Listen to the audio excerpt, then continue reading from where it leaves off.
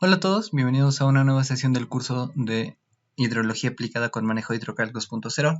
Este pequeño video es un paréntesis en el correlativo de las sesiones que estamos llevando, dado que habían quedado en el aire algunos términos referentes a los parámetros que habíamos configurado en el video anterior. Bueno, lo que pasa es que había habido también un pequeño error, bueno, no pequeño, grande error, en uno de los parámetros que ingresamos anteriormente, que era de la intensidad. Ahora lo vamos a pasar a explicar. Bueno, el programa, cuando ustedes, antes de empezar a hacer el trabajo de parámetros morfológicos, aquí en la configuración en general, bueno, ya hemos explicado que es simplemente conectar la carpeta de trabajo, y en los parámetros que hay que modificar en lo que respecta a morfología, aquí ustedes lo que van a encontrar son algunos de los datos que necesita el programa para determinar el tiempo de concentración según estas tres fórmulas, ¿no? Según ISAR, según SSS y según la endocinemática. Adicionalmente, desde un inicio el programa necesita este coeficiente de escorrentía que se configura en las ecuaciones empíricas. Todos los demás parámetros los vamos a configurar conforme vayamos avanzando en los otros módulos, ¿ya? Pero estos de acá sí son necesarios para que validen estos tiempos de concentración. Entonces, habían surgido algunas dudas.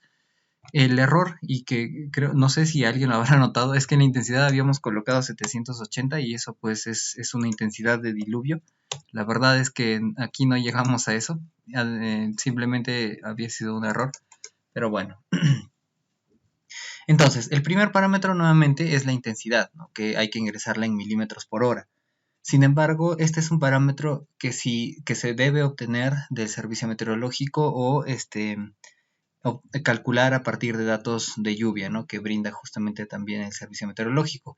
Sin embargo, si el trabajo es inicial, es preliminar para la determinación de parámetros morfológicos y no se dispone de este dato de intensidad, entonces simplemente el tiempo de concentración según ISAR y según la onda cinemática quedarían invalidados, ¿no? Porque el cálculo de la intensidad a partir de datos de precipitación máxima en 24 horas es un método indirecto y necesita de otros cálculos adicionales, ¿no? No es simplemente una ecuación y ya.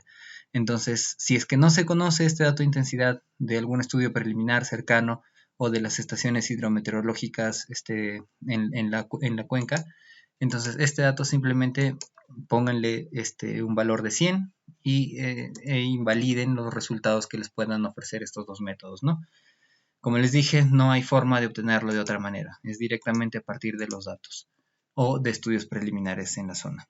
Entonces, el coeficiente de retardo, el número de curva, la rugosidad de Manning y el coeficiente de escorrentía, que se modifica aquí también en ecuaciones empíricas, son, por así decirlo, se podrían tomar como análogos a obstáculos que se interponen al flujo superficial del agua, ya, al flujo del agua en la superficie. Entonces, estos obstáculos, en el caso, por ejemplo, de la rugosidad de Manning o el coeficiente de retardo, implican más que todo um, una ralentización del flujo.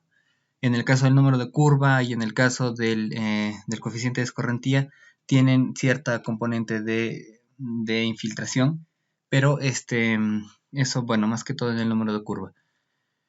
Y por lo tanto, la obtención de estos datos en la cuenca tiene que ser promedio, dado que son dependientes de la cobertura del suelo, de la pendiente, del tipo de suelo, tienen mucha variabilidad espacial dentro de la cuenca, ¿no? Entonces, el coeficiente de escorrentía o el número de curva en una zona urbana es muy diferente al de un bosque o al de una zona desértica, ¿no? Entonces, esas cosas hay que tenerlos en cuenta. Estos parámetros deben ser determinados a partir de investigaciones en campo, imágenes multiespectrales, mapas de tipo de suelos o incluso modelos digitales de elevación en el caso del coeficiente de escorrentía, donde se requiere también la pendiente, ¿no? Y al final se ponderan estos valores y se obtiene un promedio de estos coeficientes, de estos números dentro de la cuenca, ¿no? Un global para la cuenca. Eso es, bueno, la complicación respecto a estos datos. Ahora, el estudio siempre amerita, por supuesto, hacer estos trabajos, pero si lo que se quiere es un trabajo más rápido, se podría decir, por la premura del tiempo o algún otro factor, algún factor X. Entonces lo que ustedes pueden optar, les había tratado de explicar de manera escrita en los comentarios de la plataforma, es utilizar simplemente Google Earth para tener un análisis visual del tipo de cobertura que puedo esperar en mi cuenca y tal vez incluso del tipo de suelo, ¿no? Pero en base a fotografías de satélite. No sé si voy a poder hacer esta operación ahora porque he estado grabando el video. Hoy día en realidad no ha sido mi día para grabar videos porque he pasado toda la mañana grabando y borrando el video de la sesión de estadística y este video, incluso después de subido, lo he vuelto a descargar. Y bueno, entonces vamos a ver si aquí no genera errores. Otra vez, bueno, entonces bueno, se va a cerrar el programa. Lo que tienen que hacer es hacer ese procedimiento que he hecho, cargar el shapefile en Google Earth.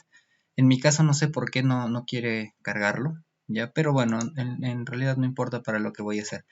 Como en el caso de ustedes, se irían a archivo, le darían a abrir y buscarían la carpeta donde tienen el límite de su cuenca y seleccionan Esri y le dan a agregar nada más. Entonces ya se va a dibujar el polígono con el límite de la cuenca y hay que tratar de identificar dentro de ese polígono los tipos de coberturas. En mi caso, mi cuenca más o menos está por toda esta área.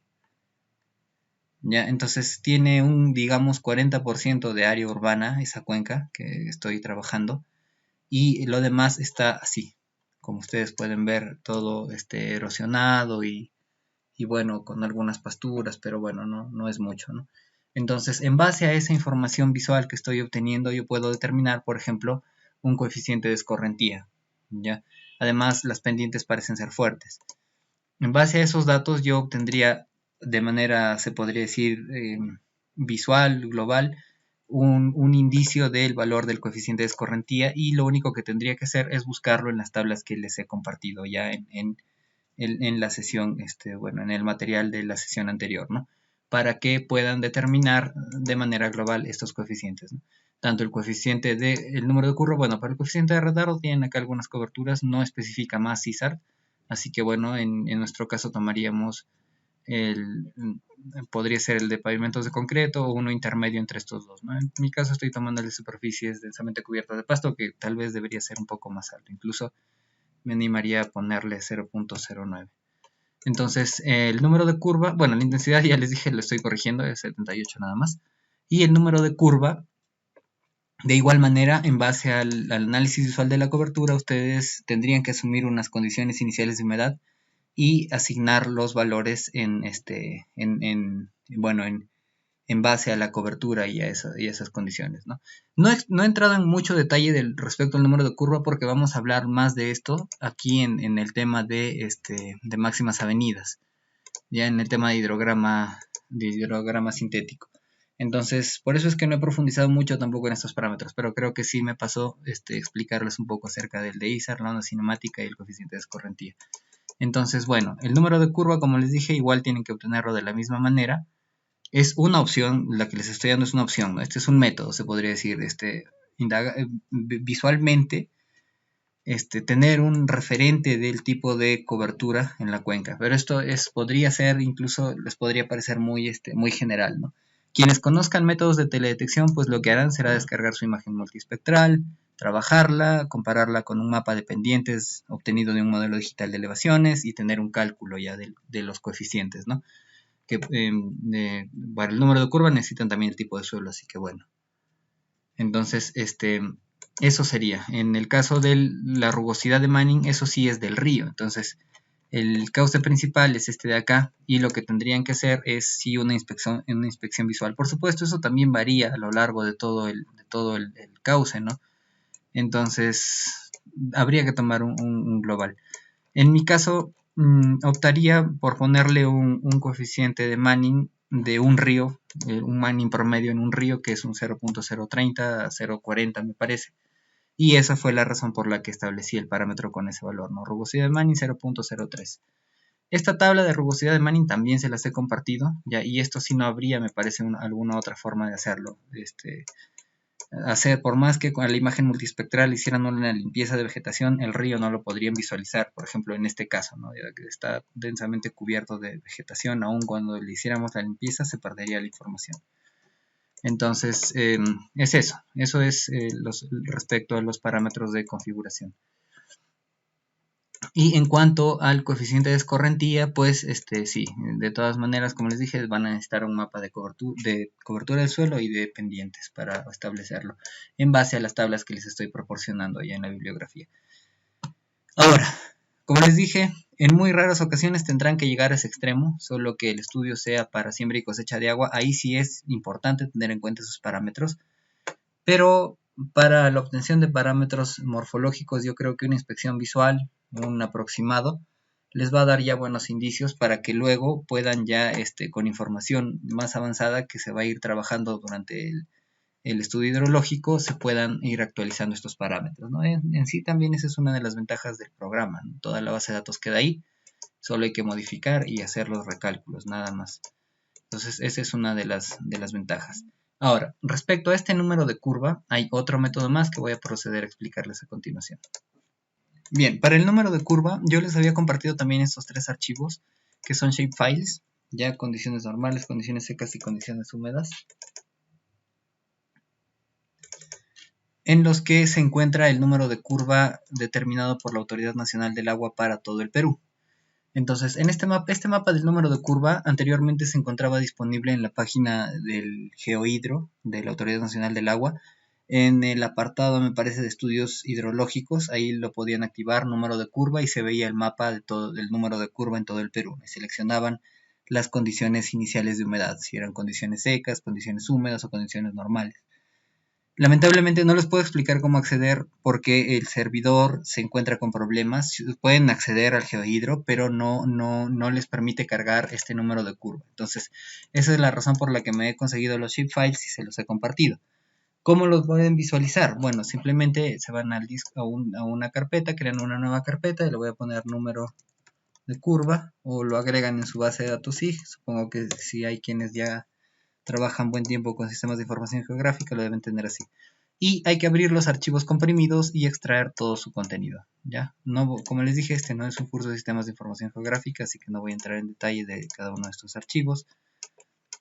Creo que ya habíamos hablado que era un prerequisito conocer cierto nivel de SIG, pero quienes tengan problemas no se preocupen, igual tenemos disponibilidad para estar asesorándolos continuamente, dado que entiendo que podría haber quienes no manejan mucho el sistema de ArcGIS, ¿no? Algunos manejan incluso más QGIS.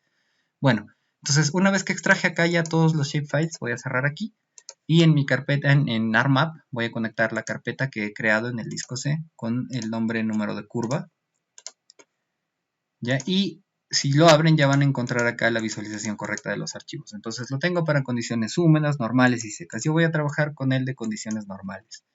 Voy a agregar aquí mi shapefile. Ahora voy a agregar mi límite de cuenca, que lo tengo en HS Cuencas. Y ya está ahí. Le voy a cambiar la simbología. Voy a poner esta simbología. Entonces me voy a acercar. Y como pueden ver, en mi límite de cuenca, bueno, yo tengo dos números de curva ahí definidos dentro de mi cuenca, pero el que está en su mayoría es este de acá. Entonces con el botón de información le voy a dar un clic para ver cuáles son sus valores. Y en su rango dice que el número de curva debe estar entre 74 y 81. Como yo les había dicho, esta cuenca en algún momento ya lo había trabajado y había obtenido ya el número de curva. Entonces por eso yo he tomado el número de 78, que ha sido calculado en base, como les dije, al tipo de suelo, asumiendo condiciones iniciales de humedad, etcétera, ¿no? Entonces eso es lo que se ha hecho. Bueno, el tema de las condiciones iniciales de humedad, quienes ya dominan sistemas de información geográfica, me parece que lo podrían obtener, no estoy 100% seguro, pero me parece que podrían obtenerlo en base al índice normalizado de agua. No estoy seguro si hay un índice normalizado de humedad, me parece que sí, pero no estoy muy seguro. ¿Ya? Y en base a eso ya obtendrían ustedes las condiciones iniciales de humedad y con eso podrían determinar de manera más precisa el número de curva distribuido espacialmente en su cuenca, ¿no? Luego con una clasificación estadística, ya podrían obtener un valor promedio que ingresarían acá en el número de curva. En este caso, como no tengo la disponibilidad para hacer ese proceso, por X motivos, entonces puedo yo optar por utilizar este mapa que ha elaborado la Autoridad Nacional del Agua con los números de curva a condiciones normales de todo el Perú.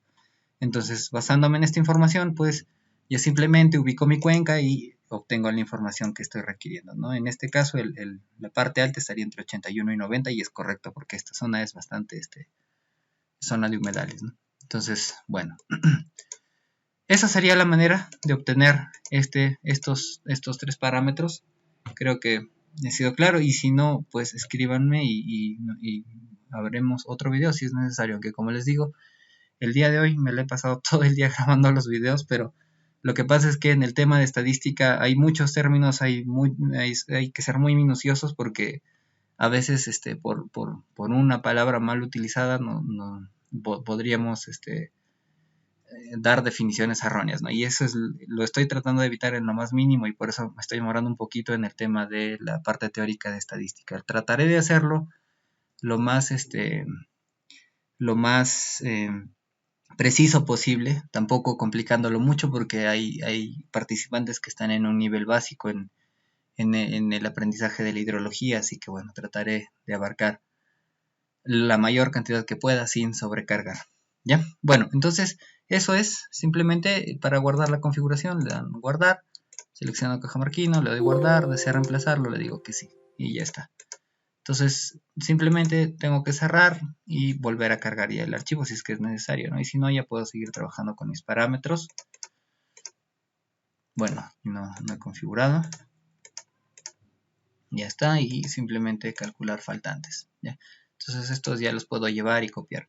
Ahora, el tiempo de concentración ya se muestra acá con sus respectivos valores. Ustedes el tiempo de concentración que seleccionen acá va a ser el que importen los demás formularios. En mi caso, por eso es que todavía no les había explicado, porque todavía no hemos llegado a lo demás, pero en mi caso, por defecto está seleccionado Kirpich, porque es con el que normalmente trabajo en los modelos hidrológicos, ¿no? Es el que más se utiliza, el Kirpich, y me parece que utilizan también bastante el de Temes.